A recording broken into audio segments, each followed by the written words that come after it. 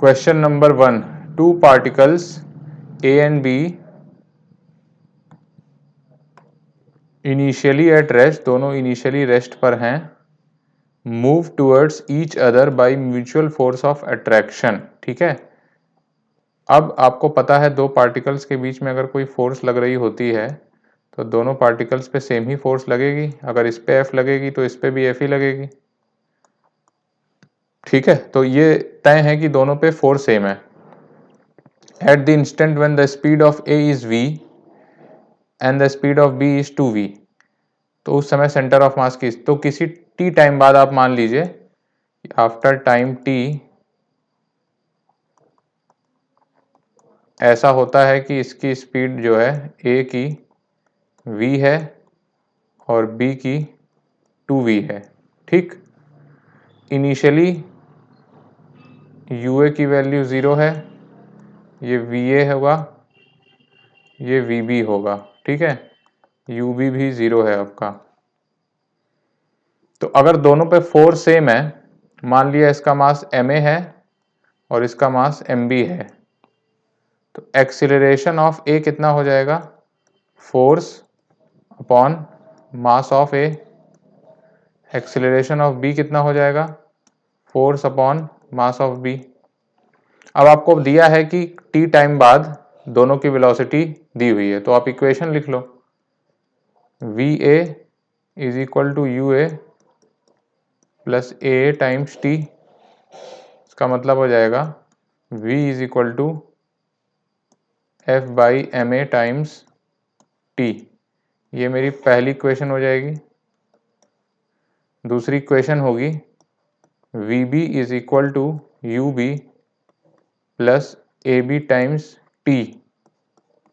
तो अब यहाँ से आ जाएगा 2v is equal to F by M B times T. ठीक, तो ये मेरी सेकंड इक्वेशन आ गई। तो क्या करना है हमें,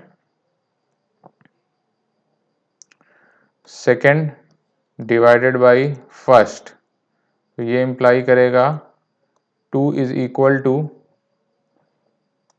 M A upon M B. ठीक है, तो ये मेरी थर्ड इक्वेशन हो गई।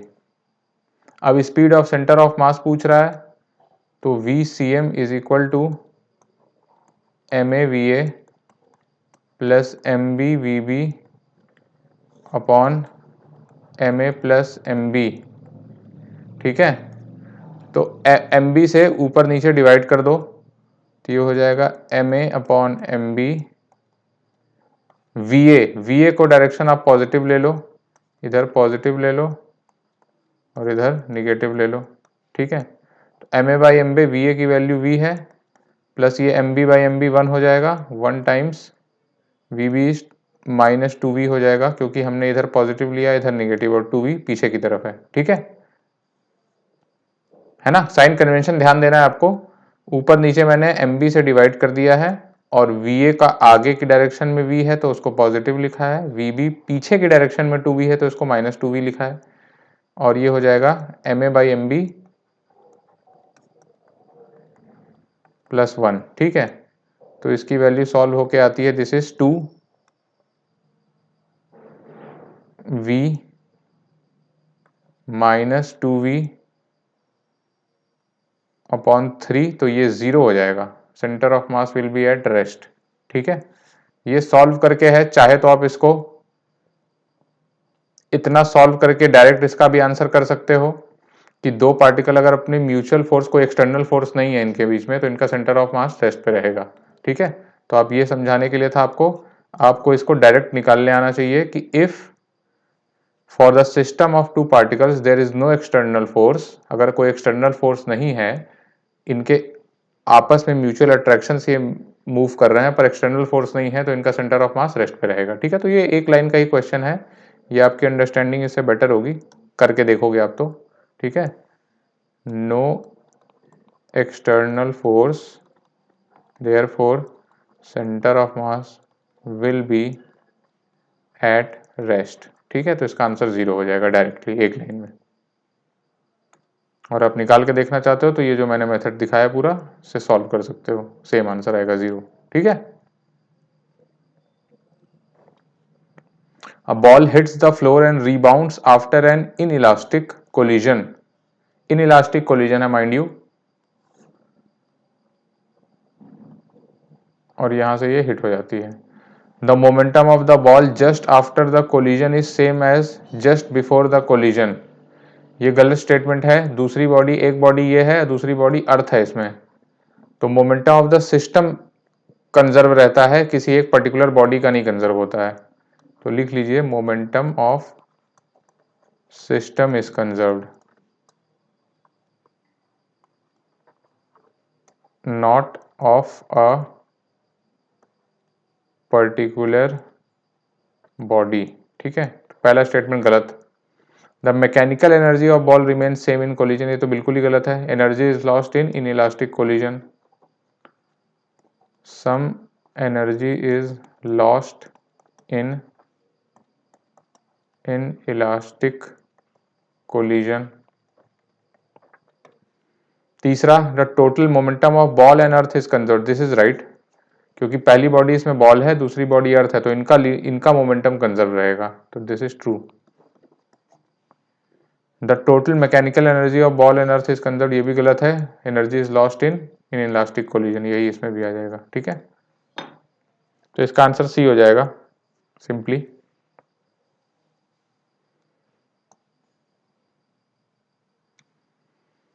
नेक्स्ट क्वेश्चन पे आता है. Shell is fired from a cannon with a velocity v meter per second at an angle theta with the horizontal direction.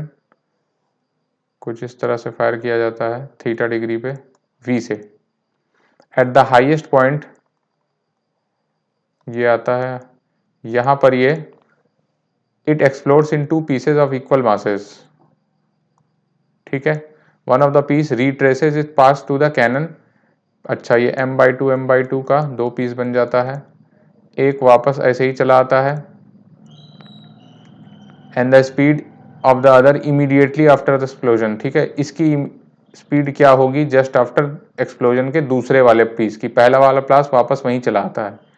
तो देखो, अगर ये v से फेंका गया है तो इसकी वर्टिकल वेलोसिटी हो जाएगी यहाँ पे v cos ऑफ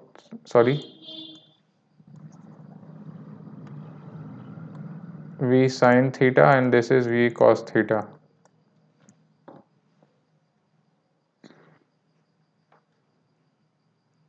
ठीक,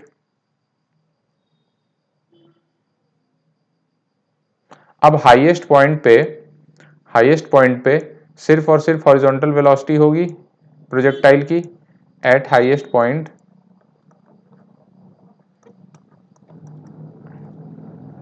v is equal to V cos theta होगी पूरे प्रोजेक्टाइल की. ठीक है, मतलब centre of mass v cos theta से चल रहा होगा. अब ये टूट जाता है तो पहला पार्ट वापस चला आता है.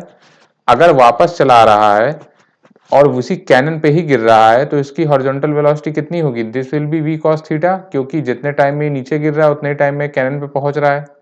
राइट, तो इस वाले m/2 पार्ट की जो कि यहां से ये m/2 है, ये वापस चल के आ रहा है इसी पे, तो यहां पर इसकी वर्टिकल वेलोसिटी 0 है, पर ये पहुंच यहीं पर आया, मतलब जितने देर में ये ऊपर से नीचे गिर रहा है जमीन तक, उतने ही में हॉरिजॉन्टल डिस्टेंस इतनी कवर कर रहा है.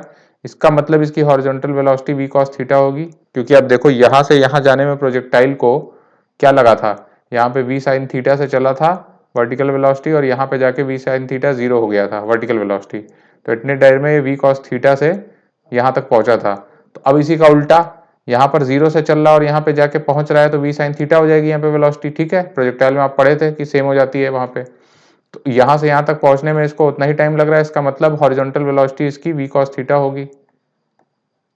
Horizontal velocity is equal to v cos theta. अब देखो, ये मैं डायग्राम बनाता हूं. सेंटर ऑफ मास की आगे की तरफ v cos थीटा वेलोसिटी है. अब ये टूट जाता है m/2 में, m/2 की पीछे की तरफ v cos थीटा वेलोसिटी हो जाएगी, प्लस दूसरा m/2 है, उसकी हमें निकालनी है. ठीक है, मान लिया उसकी कितनी है, आगे की तरफ v2 है. m into V cos theta is equal to minus m by two V cos theta plus m by two V two. ठीक है, ये इक्वेशन आ गई मेरी मोमेंटम कंजर्वेशन से। मोमेंटम कंजर्वेशन, ठीक है, इसका मतलब 3mv cos theta by two is equal to m by two V two. ठीक, तो आपका v2 आ जाएगा 3v cos theta. First is the correct answer. ठीक है, आगे की तरफ चाहो तो ये लिख लो, ये आगे आप पॉजिटिव माने हो, पीछे नेगेटिव। ठीक है,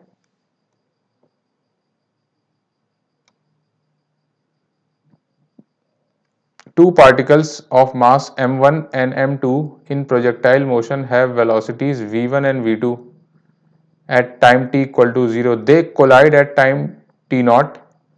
Their velocities become v1 and v2 at time 2t naught while still moving in air. The value of ये पहले का मोमेंटम और दूसरे का मोमेंटम। ठीक है, देखो इसमें आप ध्यान से देखो तो m1 v1 prime plus m2 v2 prime क्या है आपका,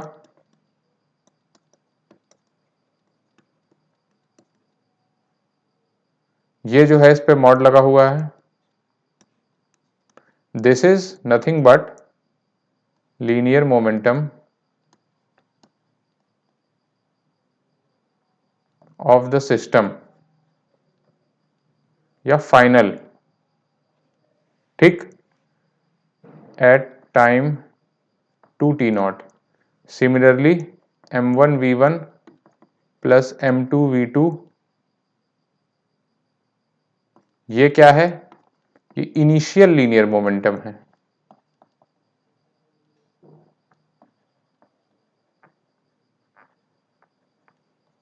eight time 0,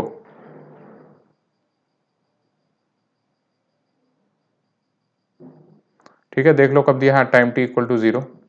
the particles of projectile motion v1 v2 at time t equal to 0 they collide at t not, their velocities become eight time 2t not. तो ये time t equal to 0 पे है।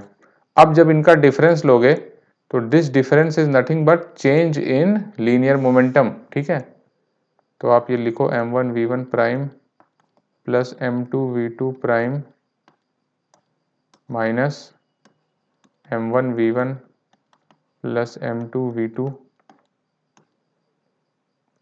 This is equal to change in linear momentum. और change in linear momentum को हम लोग delta P से denote करते हैं। सो डेल्टा पी की वैल्यू क्या होती है, एफ डेल्टा टी। ठीक है, एफ क्या होगा सिस्टम ऑफ पार्टिकल पे, क्योंकि ये वर्टिकल मोशन प्रोजेक्टाइल मोशन है। In projectile motion F external जो है, यहाँ पे एफ एक्सटर्नल लिखो, F external is equal to gravitational force. ठीक है, so in this case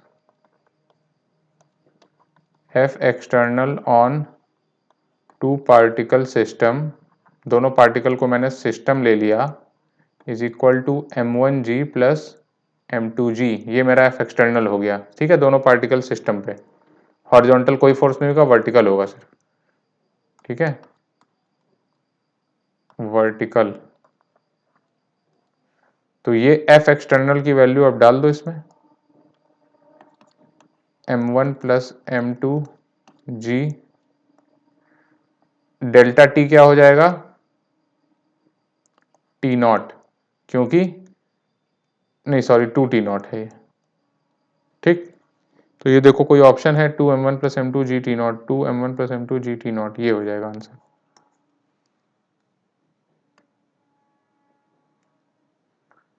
next question आते हैं, two blocks of masses 10 kg and 4 kg are connected by spring of negligible mass and placed on a frictionless horizontal surface. ठीक है, आपको horizontal frictionless surface देने का मतलब यही है कि एक्सटर्नल फोर्स कोई नहीं है, फ्रिक्शन अगर नहीं प्रेजेंट है तो।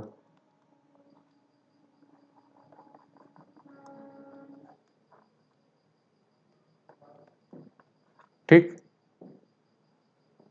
N impulse gives a velocity of 14 metre per second to the heavier block. ये 14 मीटर पर सेकेंड से इसको इम्पल्स दिया गया, ठीक है। 14 मीटर पर सेकेंड इसकी वेलोसिटी आ जाती है, ऐसा इम्पल्स दिया जा रहा है कि इसकी वेलोसिटी आ जाती है 14 मीटर, ठीक है। द वेलोसिटी ऑफ, ये तो बहुत ही इजी क्वेश्चन है। VCM क्या हो जाएगा, m1 v1 plus m2 v2 on m1 plus m2। ये m1 मान लो, ये m2 मान लो, v1 की वैल्यू 14 है, v2 की वैल्यू 0 है। तो this is 10 into 14 plus 0 upon 10 plus 4, तो ये तो 10 मीटर पर सेकेंड आ गया आंसर। तो ये फेयरली इजी क्वेश्चन है।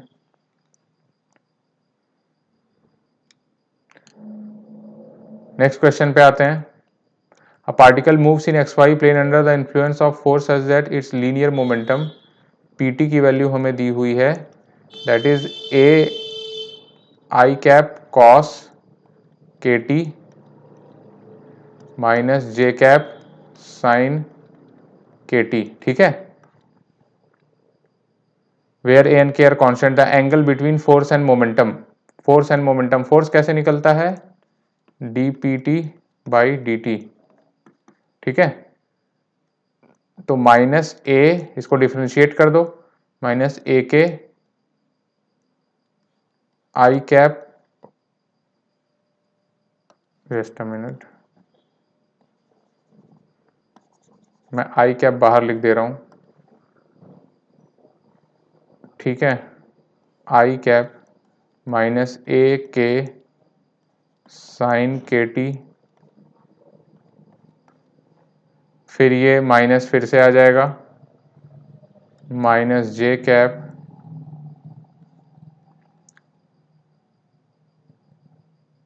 माइनस J कैप A के कॉस KT, ठीक है। तो अगर इसको मैं सिंप्लीफाई करके लिखूं तो माइनस I कैप A के साइन KT माइनस J के कैप A के कॉस KT। तो angle between force and momentum निकालना है, तो सबसे पहले आप डॉट प्रोडक्ट करके देख लो, ये वेक्टर है सारी चीजें। तो देखो आई कैप का डॉट प्रोडक्ट 1 हो जाएगा, तो A cos KT minus A के साइन KT, तो ये हो जाएगा माइनस A स्क्वायर के साइन KT कॉस KT, ठीक है। सिमिलरली ये माइनस और ये माइनस प्लस हो जाएगा, J कैप का डॉट प्रोडक्ट 1 हो जाएगा, तो ये हो जाएगा प्लस A स्क्वायर के sine KT cos KT, and you can see ये दोनों कैंसिल आउट हो जाएंगे, तो ये 0 आ जाएगा। इसका मतलब इनके बीच का एंगल कितना है, 90 डिग्री, ठीक है। ये भी एक इजी क्वेश्चन है, 2007 जेई में आया था।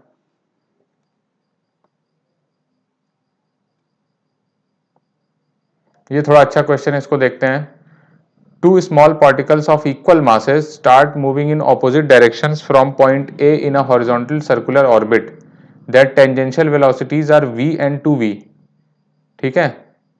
Between collision the particle moves with constant speed after making how many elastic collisions, देखो ध्यान से देखो इस चीज को, elastic collision लिखा है।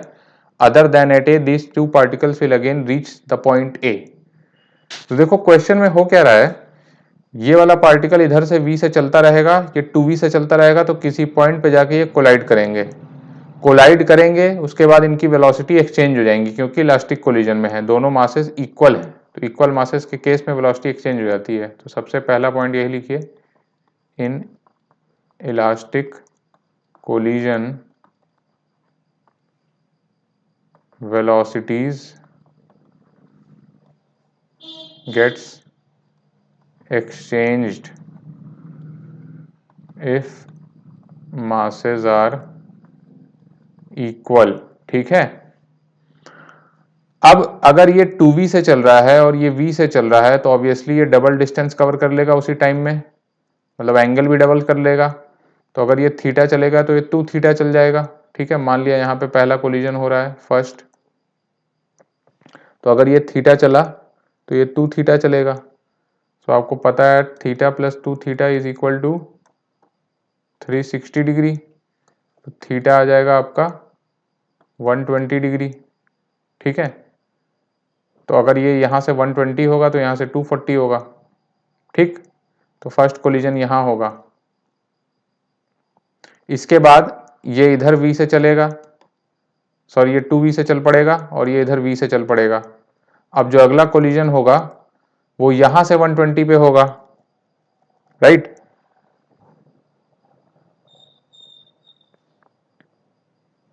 ठीक है, अब ये v से चल रहा था, अब इसकी वेलोसिटी पलट जाएगी, ये 2v से चल रहा होगा और ये इधर v से चलेगा।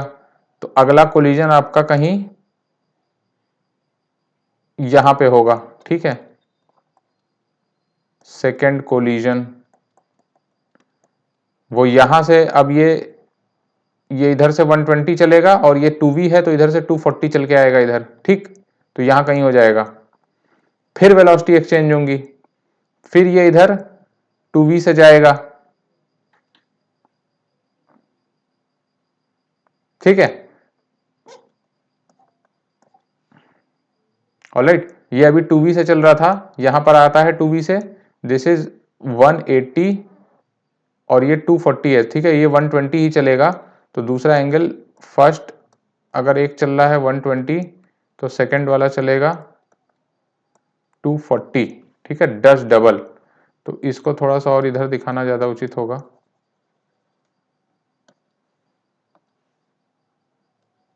ठीक, ये सेकंड कोलिजन है। अब सेकंड कोलिजन के बाद क्योंकि ये 2v से चल रहा था तो इधर आएगा, अब ये इधर v से चलेगा। ठीक, ये वाला पार्टिकल और ये वाला पार्टिकल इधर 2v से चलेगा, तो अब ये इधर से a पे पहुंचेगा और ये 2v से इधर a पे पहुंचेगा।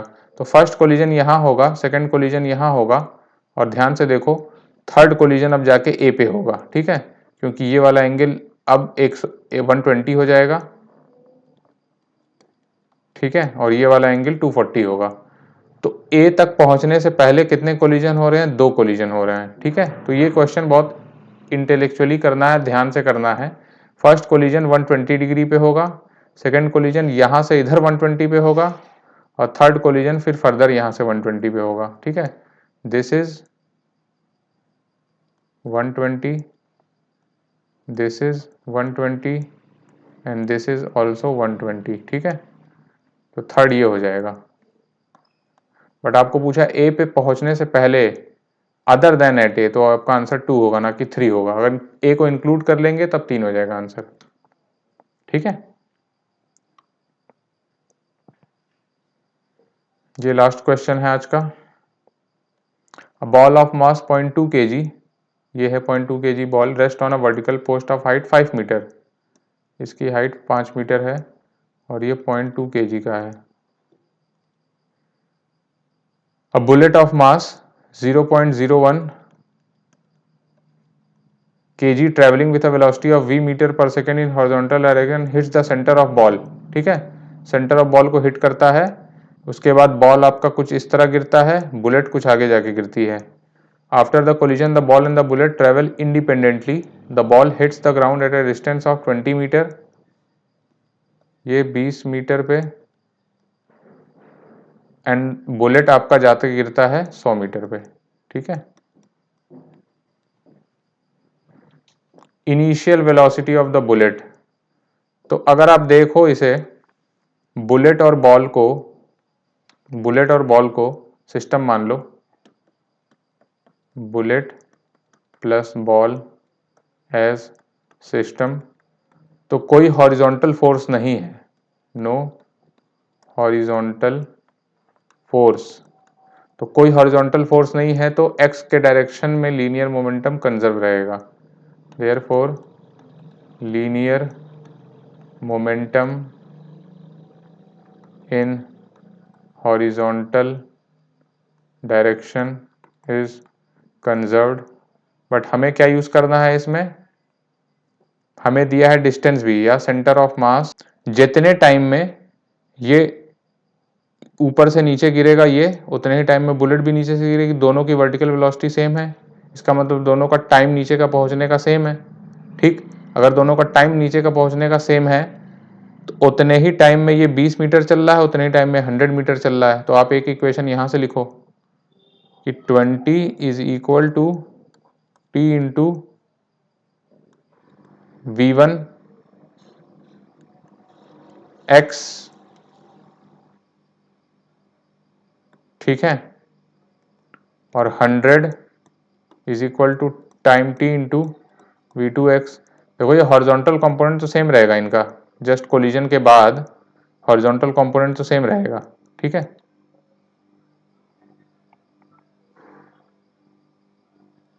ठीक, कोलिजन के बाद मान लिया कि बॉल की वेलोसिटी हॉरिजॉन्टल में V1x थी और बुलेट की V2x थी। ठीक है, यहाँ पर ये बॉल का मानो V1x और बुलेट का मानो V2x। ठीक है,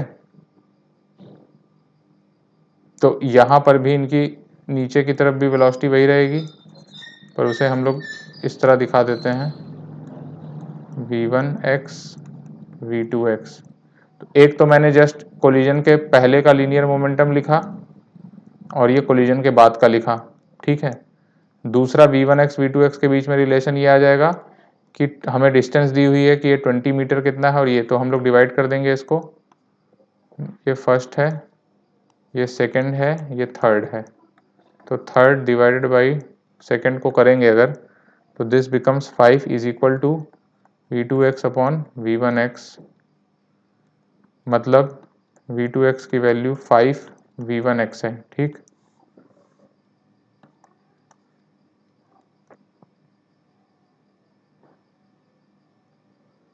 यहां पर पुट कर देते हैं तो 0.01 V is equal to 0.01 times 5 V1x plus 0.2 V1x।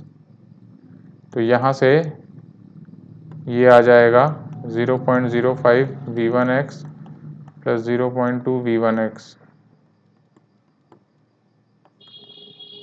तो यहाँ पर अगर आप V1x निकालो तो 0.01 V अपॉन, ठीक है, ये कितना आ जाएगा, इसको सम कर लो आप तो 0.25। ठीक है, तो 0.25 अगर इसको डिवाइड कर दो आप, दिस इज 0.01 V अपॉन 0.25। तो V1x is nothing but V by 25। ठीक, तो V2x कितना हो जाएगा, V2x की वैल्यू हो जाएगी 5 टाइम्स V1, तो V बाई 5 हो जाएगी। ठीक, हमें क्वेश्चन में पूछा क्या है, हमें पूछा है द इनिशियल, हमें V ही पूछ लिया। ओके, तो V के लिए हम क्या करेंगे, ये 5 मीटर का इस्तेमाल करने वाले हैं। 5 मीटर का इस्तेमाल मतलब कि हमें 5 मीटर ये हाइट दी हुई है, तो हम ये टाइम भी निकाल सकते हैं। ये जो हमने T लिखा है, इस T का कैलकुलेशन यूज करते हैं, SY is equal to UYT plus half AT square. SY कितना है 5 is equal to UY 0, T plus half A की वैल्यू 10 नीचे की डायरेक्शन में, ठीक है, T स्क्वायर। तो 10 is equal to 10T square, तो T की वैल्यू 1 आ जाएगी। तो अगर आप इसको इसमें पुट कर दो किसी भी एक इक्वेशन में, ठीक है, तो 20 is equal to T times V1x, 20 is equal to 1 times V1x की वैल्यू कितनी है, V बाई 25। तो V की वैल्यू हो जाएगी 20 इंटू 25, तो 500 आ रहा है आंसर। ठीक है, देखो ऑप्शन है कि नहीं, 500 इज द आंसर। ठीक, ये अच्छा क्वेश्चन है, थोड़ा सा लेंदी है, बट आप चीज़ें सारा डेटा का इस्तेमाल कर लो इसमें। लीनियर मोमेंटम पहले कंजर्व कर दो, फिर ये वाला डेटा यूज़ करो 20 मीटर 100 मीटर एंड इसके बाद ये 5 मीटर वाला। ठीक है, तो आज का लेक्चर बस इतना ही। आगे हम लोग फिर ये क्वेश्चन वाली सीरीज कंटिन्यू करेंगे। तब तक के लिए टेक केयर, बाय बाय।